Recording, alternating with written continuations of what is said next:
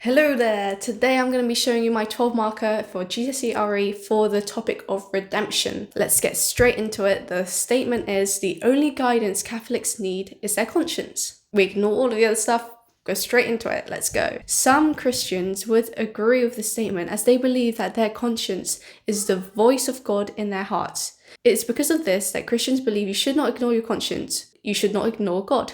As humans have natural law, keyword, their conscience should be reliable and be telling them to do good. So it is the only guidance Catholics need. Okay, it's a bit wordy. It's the last 12 marker of the paper.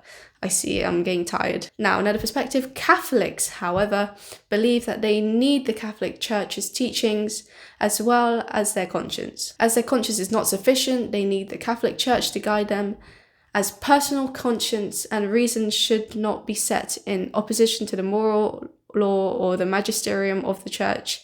Quote, both your conscience and the church should be telling you the same thing and should be complementing one another. Here, I've kind of gone against my own structure, but I think that's when you realize if you want to do 4 against 4 or against 4 against, but you realize, wait, I started with the wrong one because I've actually got 2 4 against, so you go 4 against, or against 4 4. You just use the phrase another reason why, and that will save your 12 marker, I guess. But always have 2 points for one perspective and another point for a different one. Another reason why Catholics need more than just their conscience is because they need to have enough information to carry out a decision. Catholics believe that you cannot act without all the knowledge first, otherwise you are making an uneducated decision that is not morally right.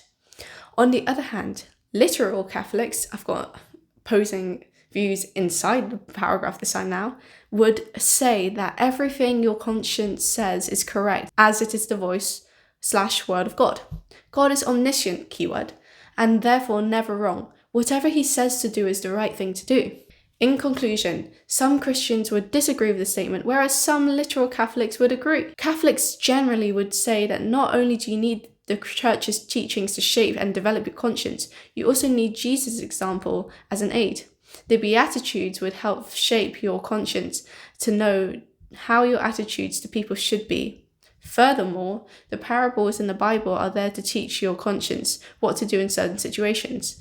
I guess these are extra points that I came up with after I'd written it all, so I decided to just put it in my conclusion, and now I've got my own personal opinion.